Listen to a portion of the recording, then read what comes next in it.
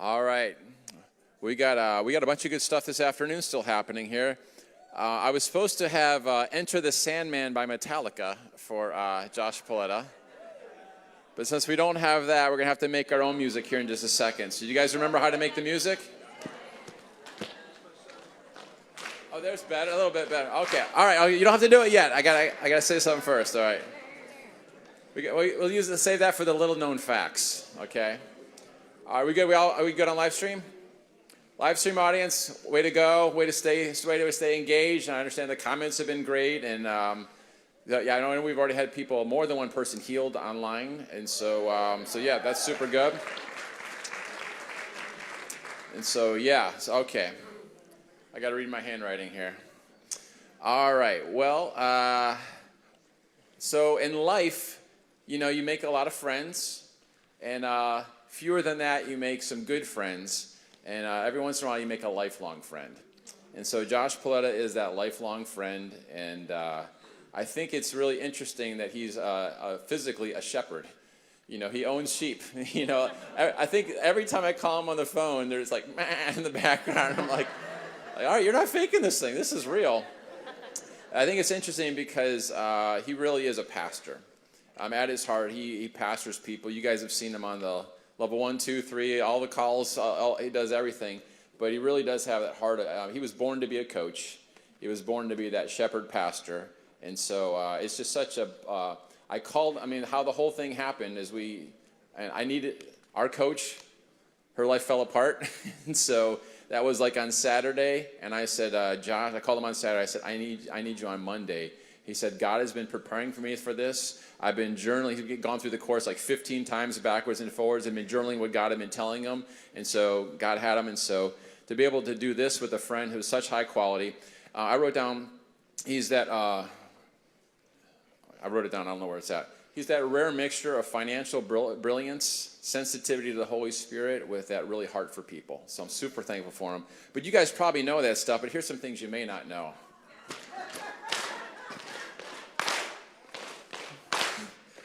Josh is such a nice guy that if he were to punch you in the face, you would have to fight off the urge to thank him. He once taught a German shepherd how to bark in Spanish. When Josh went to Rome last year, they did as he does. Freemasons are still trying to learn his secret handshake.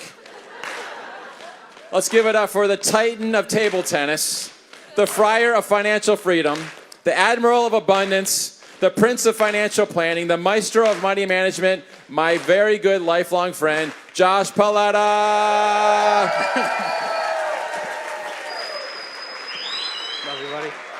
Love you, brother. Check. All right. Off to a good start. Whew.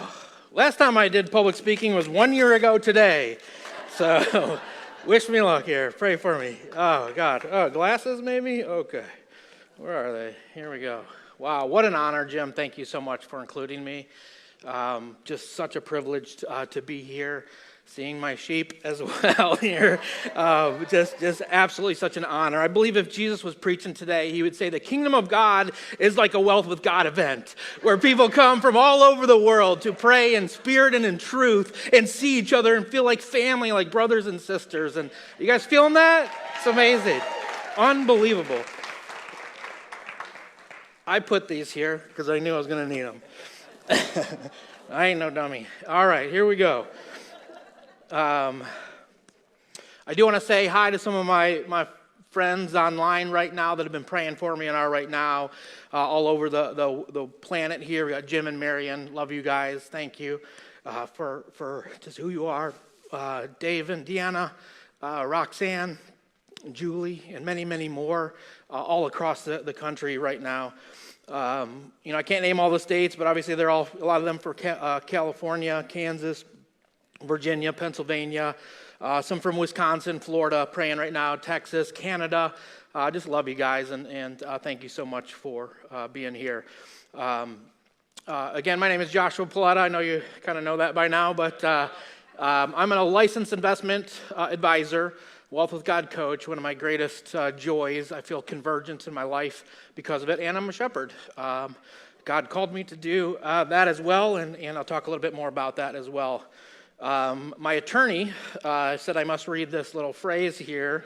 I'm not going to go as in-depth as Jim did, but hopefully this will cover it. Just so you know, I only give advice on one-on-one meetings or two-on-one, husband and wife or family in private settings. This is, this presentation is for educational purposes only and not intended to be construed as offering any professional advice. So if you're interested, I'll give contact information at the end of this if you'd like to meet with me one-on-one. All right, you're going a little fast. Slow down up there. All right, for those that don't know me, I want to share a little bit about my testimony. When I was 14 years old, about to finish my freshman year of high school, my family experienced a tragic event that resulted in the death of my father and me having to go live with an aunt and uncle who were pastors of a church. They decided to enroll me in a new school, a Christian school, that I wasn't very excited about attending. My first day of school, this tall, skinny, blonde kid came up to me and introduced himself as Jim Baker. He said something about how our families knew each other and that he would show me around the school and introduce me to some new friends. I had just visited Heritage USA a month earlier with my aunt and my uncle, which was the Christian amusement park and resort that was founded by another guy named Jim Baker, but he had 2 Ks and a Tammy Faye.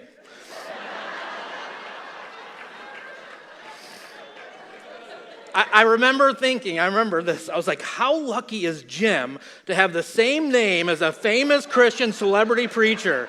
How cool is that, right? Even to this day, Jim is still getting great recognition for this connection. What should have been some of the most difficult years of my life were actually some of the best years of my life. Thanks to the Lord for his covering. And for bringing dear friends like Jim and his family into my life in a very desperate time. Believe it or not, Jim was actually the class president. Anybody shocked on that one? Another shocker, he was also voted as the best dressed student in the school. And like a biblical prophetic foreshadowing, I was the treasurer of our class.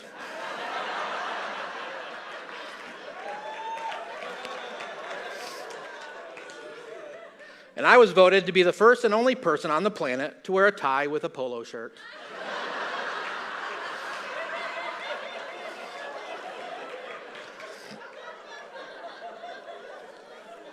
After school, we saw each other from time to time over the years and kept in touch. I was honored to be able to be at Jim and Mary's wedding.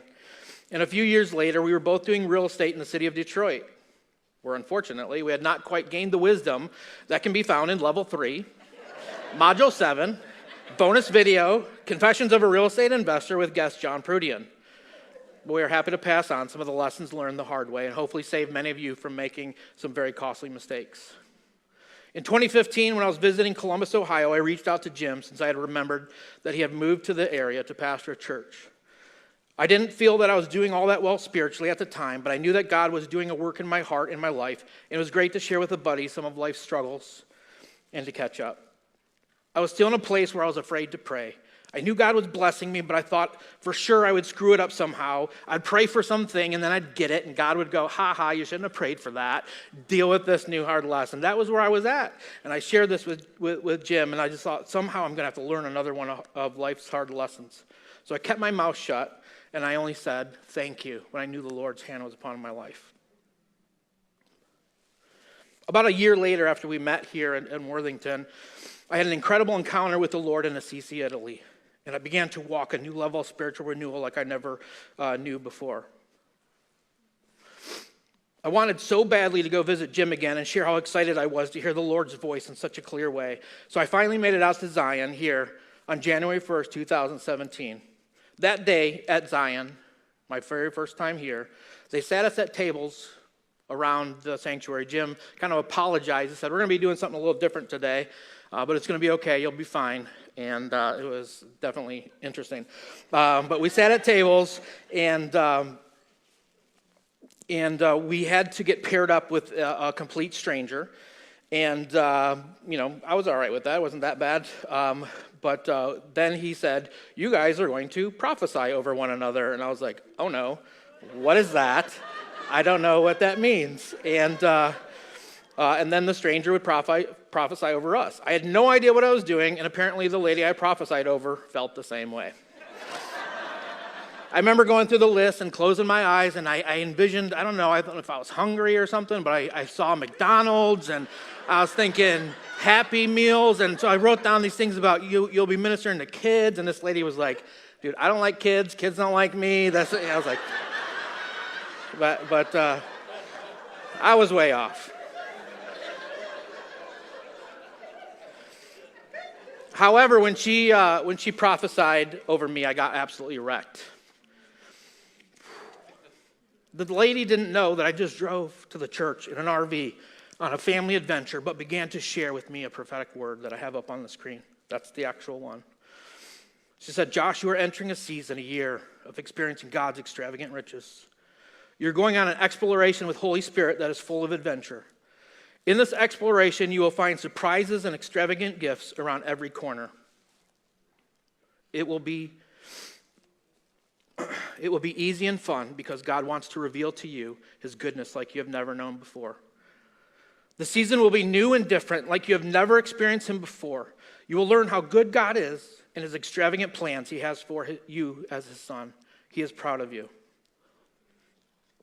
He is excited to walk with you in this new season of exploration. Get ready to be overwhelmed. Receive upgrades in every area of your life. Heaven is open to you. And my favorite part, dream big. This may seem generic or cliche-ish to some, but I hadn't heard this language before. And I certainly didn't know how to experience it. As I was walking out the doors that day of this church, I had this piece of paper in my hand.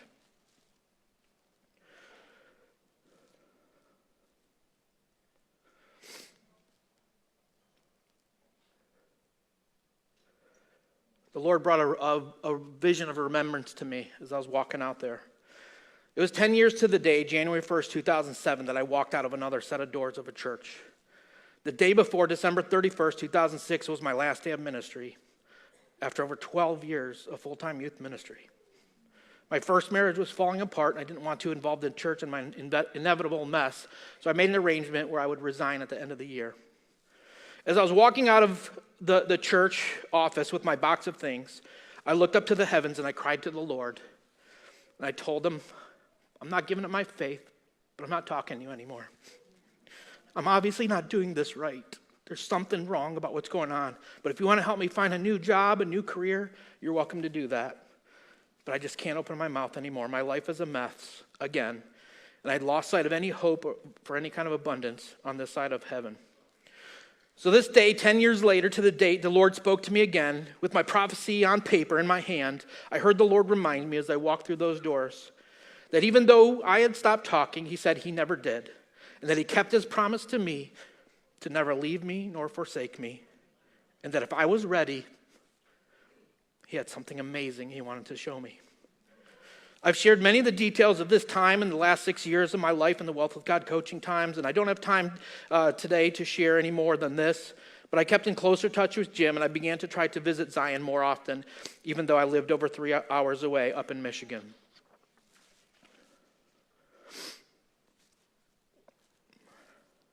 On one occasion, I drove in to attend a one-day wealth conference at Zion. I think it only cost $10, and he also provided a Jimmy John's lunch box with it. He made no money that day. What Jim didn't know was that even though I was experiencing a new level of walk with the Lord that was amazing, my financial situation was desperate. My wife and I had gotten to the point where we had explored several options, including bankruptcy, because the money thing was just not working. We were living a spiritual peak, but drowning in debt and didn't know how to get out of it. When we attended this first conference, our hope was changed for good. This was the one-day event with 7 sessions that included topics like God wants you to prosper, no one can take better care of you than Dad, punch dead in the face, God's power to create, and partnering with heaven. And it had incredible graphics as well. Beautiful.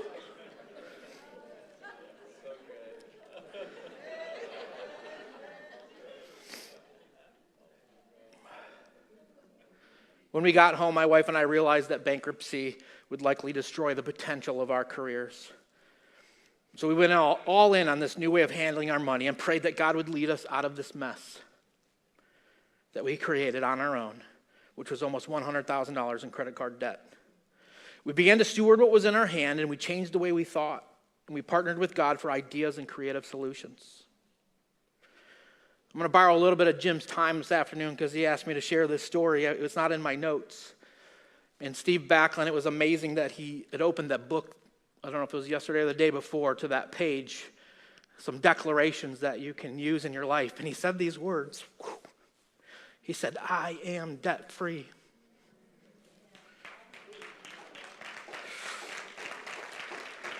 What Steve didn't know, and Jim said he didn't know this story, so he wanted me to share it, is when I got home from Italy, I still do to this day, I tuck my girls in every night and I sit in the room, quiet in the dark, and I just watch them fall asleep. It's one of the greatest joys of my life.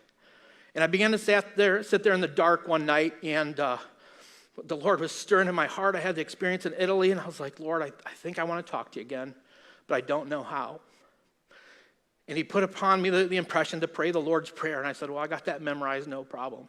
And I began to go through Our Father, who art in heaven, hallowed be thy name, thy kingdom come. And as I began to say that prayer, the presence of God filled that room. I began to weep, which was very difficult for me to do.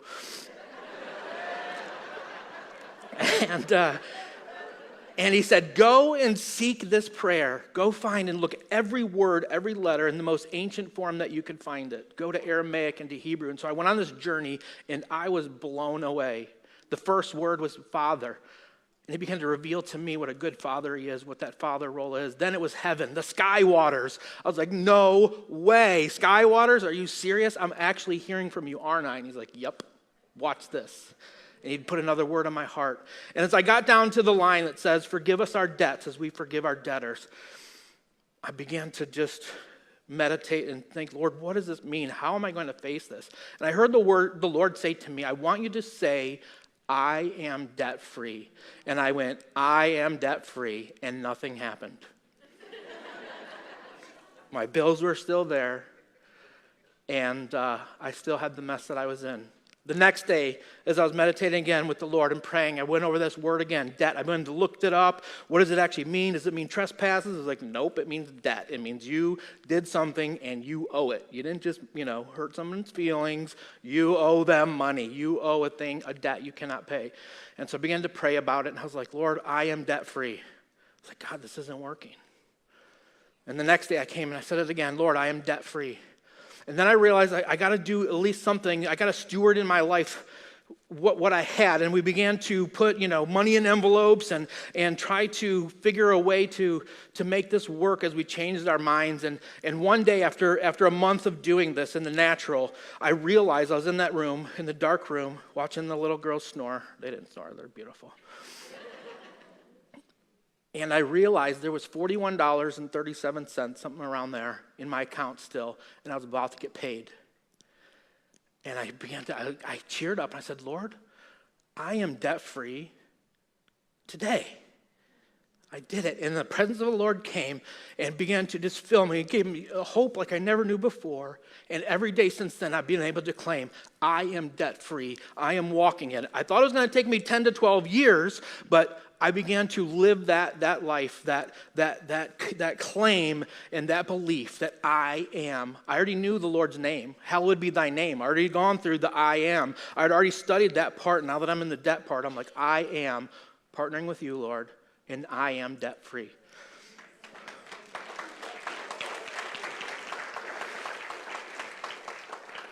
Simultaneously, unbeknownst to her, one day, overwhelmed with the financial mess we were facing, my wife Jacqueline was crying at her desk at work. The office manager took notice, and she told Jacqueline that there's nothing about this job that's worth crying over, and she inquired about what was going on. Jacqueline said that it had nothing to do with the job, but that we were just struggling to manage our debt, and we were facing some pretty big financial decisions that were coming up shortly. With 3 months, we both experienced promotions, trying to be so good they could not ignore us, bringing God and value into every room and every situation we faced. And then unbeknownst to us, the owner of the firm called Jacqueline and I to meet him for dinner. That night, he began to talk about how thrilled he was to have Jacqueline as part of their firm, and that he was prepared to make her the youngest female partner ever. But he didn't stop there. He talked about the commitment the firm had for our family, and that after talking to the office manager, he had worked out an arrangement to pay off all of our debt.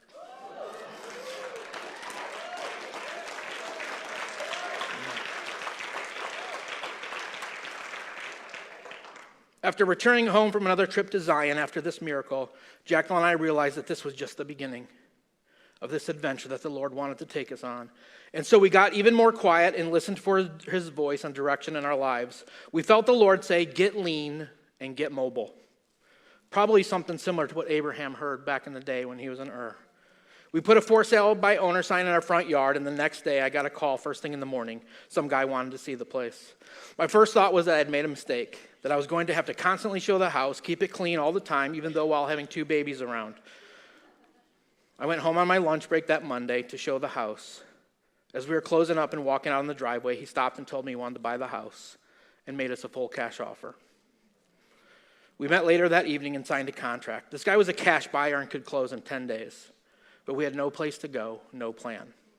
So we told him as much, and he said he wasn't expecting to buy a house that quick, and he had a farm up north that he had to get ready for sale. And so he let us stay for the next 3 months, 100% rent-free.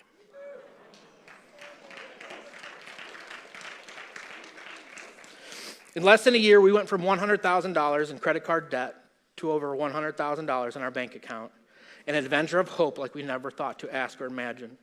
We found a nice fixer-upper near a church we wanted to get more involved in as the Lord was guiding our every step. We bought the ugliest house in the nicest neighborhood and started to experience these extravagant gifts around every corner. Literally, around the corner, there was a lady that had a Christian preschool at her house in the same neighborhood that she opened to our beautiful little children on Monday, Wednesday, and Friday.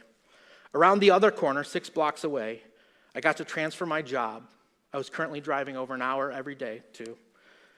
Not only did I get to transfer my job 6 blocks away, I mentioned to my boss my situation, the same boss before that I had poured into and went to and asked how I could help his job. And he said, you can have Tuesdays and Thursdays off, still get paid full time, just don't tell anybody. We were getting those upgrades in every area, and we continued to dream big and still do today. This is my beautiful family. My wife, Jacqueline, son, Rocco, who's 15 and grew over a foot this year, and daughters, Giovanna and Juliana, that are 8 and 9. It's the one on the right up here, in case you weren't sure. I want to say hi to my lovely family. I love you guys. I miss you guys.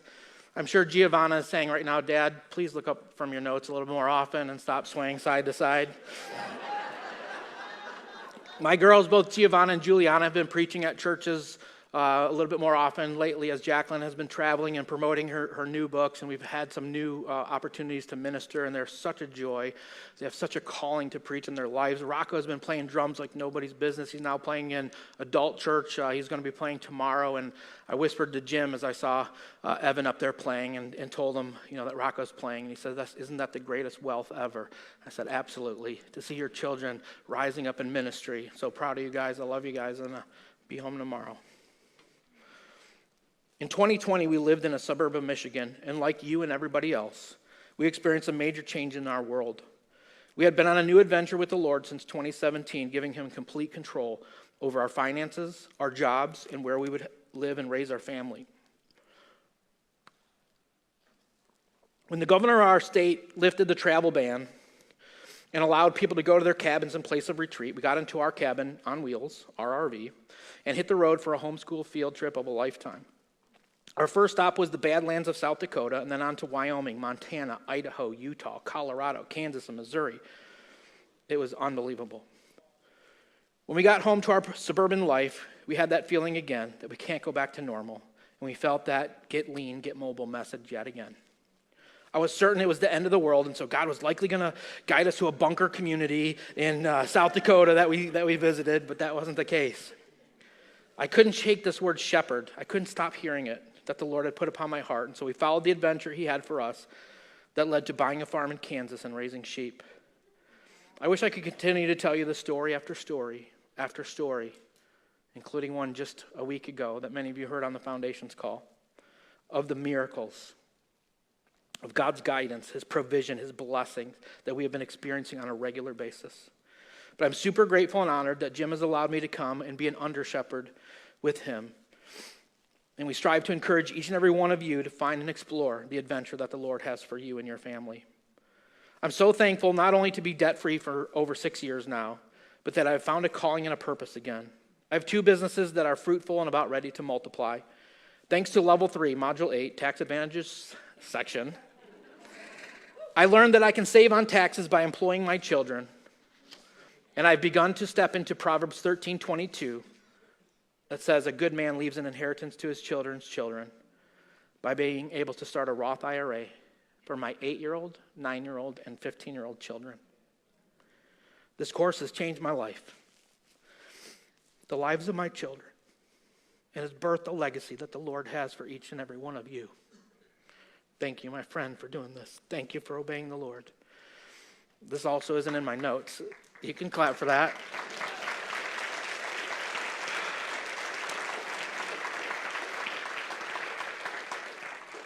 This also is in my notes, but I really encourage you guys to look up the word friend in Hebrew.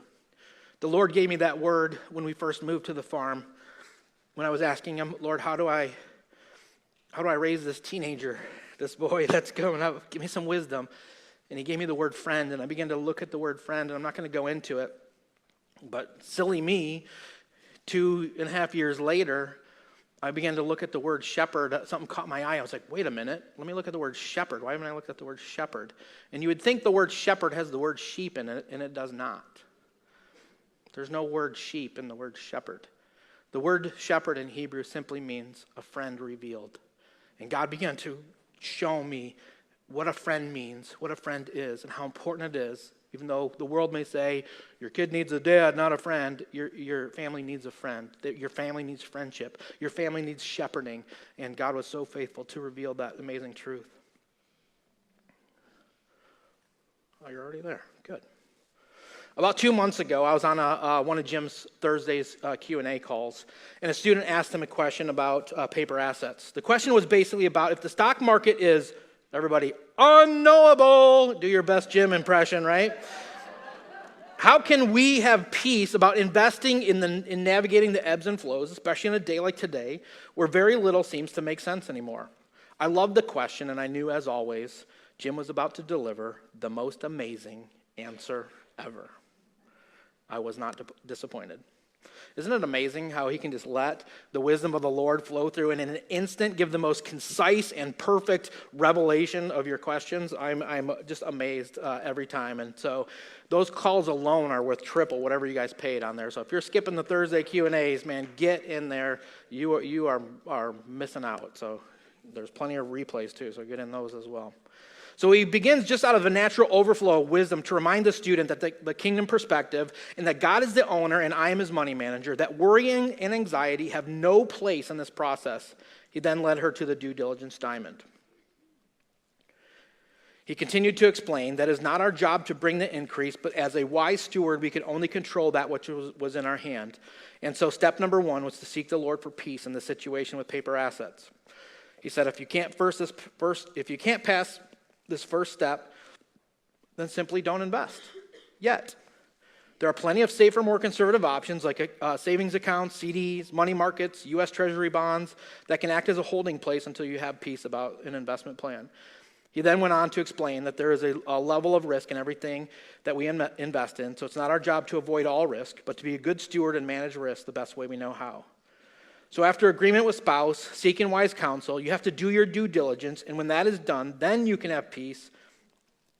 Then you can have peace that you did the best that you knew how to do and consulted the Lord on every step of the way. So I want to kind of conclude by doing a quick due diligence process with you regarding paper assets and how you can continue to partner with the Lord in investing. In Level 3, Module 7, the paper asset section, Jim introduces us to paper assets done right. In 5 lessons plus the mentoring videos, you can get a great understanding of the basics of paper assets as he explains the most common method known as strategic asset allocation, or what we know as buy and hold. And he's absolutely right when he says you're going to have to stomach multi-year double-digit losses in your portfolio and not give in to panic selling. That's just part of the process with strategic asset allocation.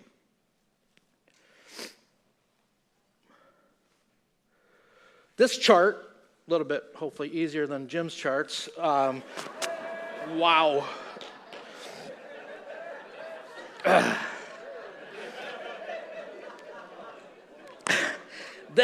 This chart shows a buy and hold allocation of a 60-40, also known as a balanced or moderate portfolio, and is one of the most popular allocations over the last 40 to 50 years, and it works.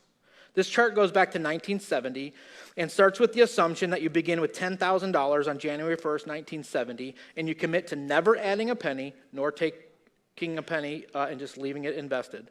53 years later, this $10,000 is now worth $1,184,331. It works. Anybody want to get on a time machine, go back to 1970 with 10,000? Yeah, it'd be a pretty good decision. Then Jim continues by introducing us to a better way to do paper investing called tactical asset allocation, and he introduces us to this guy named Todd Tressiter. I'm going to read this quote from Todd. It says, "I started developing quantitative investment strategies back when I ran the hedge fund. And this was back when computers first came out, so I had to face those people every year at the annual meeting. And I could not imagine running a buy and hold strategy or a passive strategy that accepts market risk, because it's just a matter of time until you lose a lot of money. It's going to happen." And I was like, wow, this is exactly the reason why I didn't want to do what I was doing anymore. I was with JP Morgan for 10 years, and I was so frustrated that we didn't have the tools to make changes in the portfolio. They just taught us how to tell people to hang on. We bought you good stuff. It's going to be just fine. And I just felt like this isn't what I signed up to do as a financial advisor. So I was so thrilled to begin to meet Todd in this course and learn about tactical asset allocation. So this next chart is similar to the last chart, but it only goes back to 1973, since some of the data in the algorithm didn't exist prior to that year. So again, we have you starting with $10,000 on January 1st, 1973, and commit to never adding a penny nor withdrawing a penny. Again, we see the black line representing the 60-40 balanced portfolio as having turned that $10,000 into $851,725 in 50 years. The orange line above represents the Allocate Smartly meta strategy over that same time period. Only this time, your $10,000 is now $3,859,519 using tactical asset allocation strategy, an over $3 million difference. So what exactly is tactical asset allocation? As mentioned in Todd's quote above, tactical asset allocation uses quantitative data to build their strategies. That simply means they use statistical data and numbers. This isn't based on anybody's opinion. There's no forecasting of the future. Even Todd Tressiter understands that the future of the market is unknowable. So this isn't about predicting the future, but rather identifying what is happening right now and making the proper adjustments accordingly. In doing this, TAA manages the market risk while strategic asset allocation accepts market risk. In buy and hold strategy, you can dilute the risk by your allocation and be broadly diversified. But tactical asset allocation isn't satisfied with that. The goal is to identify when those off years come, that we can find a safe harbor for our investments, even find a strategy that will continue to grow even when most everything else is struggling. Strategic asset allocation only manages half of that bell curve up there, while tactical asset allocations manages the risk in the good years and the bad. Strategic asset allocation is hoping that there's going to be more good years than there are bad years, and that's how it's going to make up the difference. One of the key words in tactical asset allocation is the word momentum. For example, Todd has a strategy called the all-weather quad momentum. Imagine you are on a beautiful hike out in the mountains or at a ski resort and enjoying a view over a nice cup of hot cocoa. Suddenly you feel a trembling, and then you see that there's movement on the mountain. Snow is coming down. It looks like a potential avalanche. At the 3-second mark, seems far away. It's not too scary. It's actually kind of cool. If you're at a resort, there may be an announcement over the intercom for the lifts to be shut down. and that all skiers should vacate the mountain. At the 6-second mark, it gets a little bit more interesting. This stuff isn't slowing down. In fact, it's clearly speeding up. The 10-second photo is actually zoomed out quite a bit, if you can tell, a bit further than the previous two. The snow has reached the lower part of the mountain and has a lot of force. At the ski resort, the alarms have sounded, and the emergency personnel, like Mark Polish, are going into high alert mode. The warning announcement tells everyone at the resort to get to shelter inside the building at the lower levels. What would you do? Keep sipping on that hot cocoa, or maybe start to take some action? At the 20-second mark, it's too late. This is an actual video you can find online. Guy in Kazakhstan. At the 20-second mark, it's too late. You have no choices left but to hold on. You're about to get crushed. And so many tactical asset allocation strategies similarly are measuring various market statistics and numbers at the 3-month, the 6-month, and the 10-month moving averages. It's not just an opinion or a guess. It's quantifiable. You can measure the relative momentum compared to how it was just a few months ago, and absolute momentum of how fast it's going right now. Many strategies can move from an offensive investment strategy to a defensive strategy in only 30 days. That equates to 1 second in my analogy. There are many strategies that have what we call crash protection, and it's very important to look at those for this exact purpose. Look at the girl on the swing.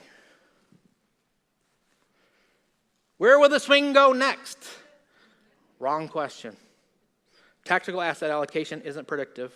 It isn't forecasting. Where is the swing now? That is the right question. Can the market go higher? Everybody? Unknowable. Will the market come crashing down? One more time. But what we do know is that we can measure the valuations and recognize that they are at an all-time high. And while past performance is not an indicator or guarantee for future performance and returns, you can identify what is happening right now and make wise adjustments accordingly. Which camouflage makes the most sense in that photo? I don't know about you, I'd rather be the guy wearing white.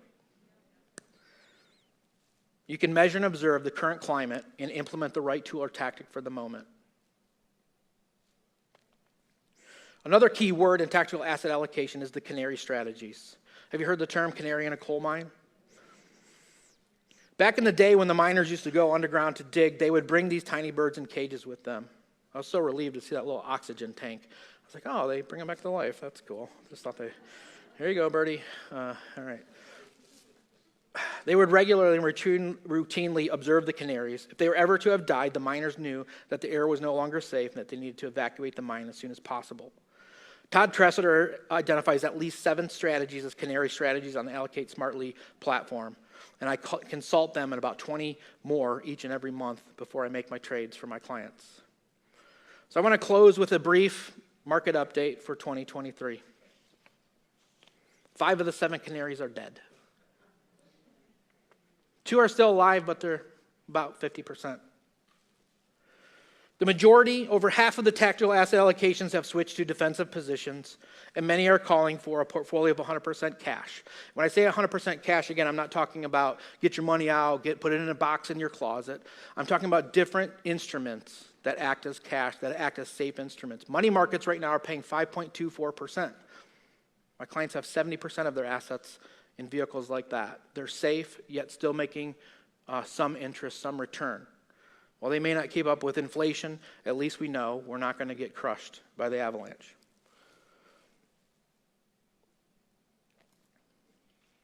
There's also T-bills and CDs.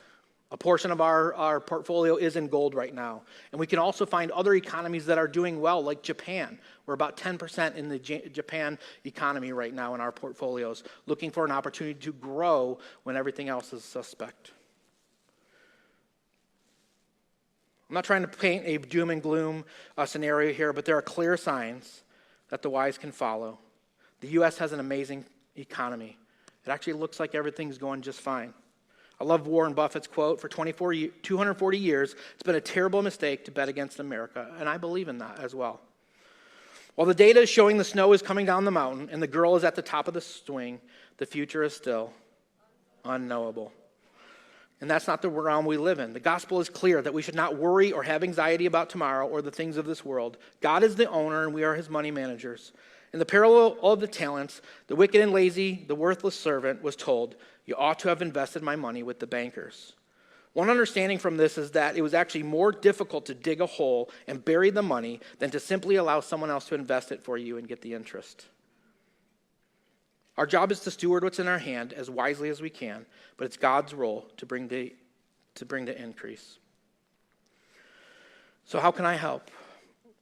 How can we partner with God in paper assets? Proverbs 22:3 says, "The prudent see danger and take cover, but the simple keep going and suffer the consequences." The Passion Translation puts Proverbs 4:7 like this: "Wisdom is the most valuable commodity, so buy it. Revelation knowledge is what you need, so invest it in it." There's 4 ways that I believe that I can help today in the course. One is simply any thing in the course, Wealth with God. I have been through it, forward and backwards. I've probably been through level 1 and level 2 over 20 times. I have it memorized. I could prove it to you right now if Jim has another 45 minutes for me. But I'd love to walk through anything that you're having difficult. I've had people call me and say I'm struggling with the orphan spirit, or I really want to get over this giving obstacle that I have. Some have needed help with their cash flow statement and other aspects of level 3 and the 3 wealth paths there. Another way that I can help is I've become an expert at Allocate Smartly. So if you want to do it on your own, I hear this all the time, even today. I got all Todd's emails, but I still don't know what I'm doing. I was like, I've been there and done that. And so I've looked at each one of the 60 strategies multiple times. I've seen every page that Allocate Smartly has to offer, and I'd be happy to do a Zoom meeting with you in person, live, to show you so you have confidence how to do it yourself. If you don't want to do any of that, if you're like, no, thank you, I want nothing to do that, but you have paper assets, I am a licensed financial advisor, and I'd love to talk to you about how I can offer that solution done for you as well. And I primarily use tactical asset allocation strategies. Over 90% of my clients, that's what they're doing. The last thing I think I can help out with is if you have any major decision in your life that you just need some wise counsel for. I'll walk you through the due diligence process. I don't claim to have all the wise counsel that you need. In fact, Jim talks about it needs to be like 8 people or more that you need to consult. But what I think God has gifted me with in my experiences, I know the questions to ask, and I know the people I can point you to. I can tell when it's a legal question you need to talk to an attorney. I can tell when it's a tax question you need to talk to a tax advisor. I can tell when you need different people in different fields that you better consult after talking with me. And I've had so much joy speaking with people about that. I'm so thankful for Joseph Umidi being here. He's been our coach of coaches and helped Melanie and myself and Wesley through a coaching program. And just by a raise of hands, how many guys have had a one-on-one coaching meeting with me? I've had well over 100 one-on-one Wealth with God coaching courses. How many guys regret that? Keep those hands down. I want to thank you for inspiring me, giving me the tools I needed to become better at what I do, and really appreciate your inspiration in that. On this final slide here, this is my contact information. I am kind of changing a little bit of our branding. I'm bringing my family into the ministry that we're doing. Our farm is called Pascolo 271. When we landed on that property, we felt these key words, that this was a place of refuge, a safe place for people to come and get restored. And so that Psalm 27:1 just happened to be the same number as the street we live on. The Lord is the refuge and fortress of my life. Pascolo is an Italian word that means pastures. And ever since we stepped foot on there, we felt the Psalm 23 in our lives, that the Lord is our shepherd. I still have my cards, and I have some out in the bookstore as well that you can reach me at support@wwgadvisors.com and my website, wwgadvisors.com or pascolo271.com. I'd love to talk to you and see how I can help. My wife has recently written another book. She wrote From Fear to Freedom last year, and that this is actually the last copy. If anyone's interested, this one is complimentary. There we go. This is a great book of her testimony, fueled by faith as I escaped abuse. An amazing story of her testimony from earlier. This book is still, the ink's a little bit still wet. Came out just about 4 or 5 days ago. It's called The Gospel is Rest. I can promise you this book is anointed. It was unbelievable to experience this firsthand as she was writing this book, staying up in the wee hours of the night, just pouring out, and it was just flowing from her. Even the first few pages, I just began to feel the Holy Spirit upon upon this book, and it's just a guide to work from the weekend, not work to the weekend, right? Many times the world says you got to work hard and enjoy the weekend, where this book is talking about, no, we're going to thrive in the weekend, and we're going to bring that to victory and rest in the week and what God has for us. And this one's complimentary as well. There's one more of those we found in the bookstore. There's one more in the bookstore. They're available on Amazon. Simply go to Pascola 271, a quick link to both of those books that you can get at Amazon right now. And there's, like I said, there's one more, Gospel's Rest, in the bookstore right now. But Jim, thank you so much for allowing me to be a part of this.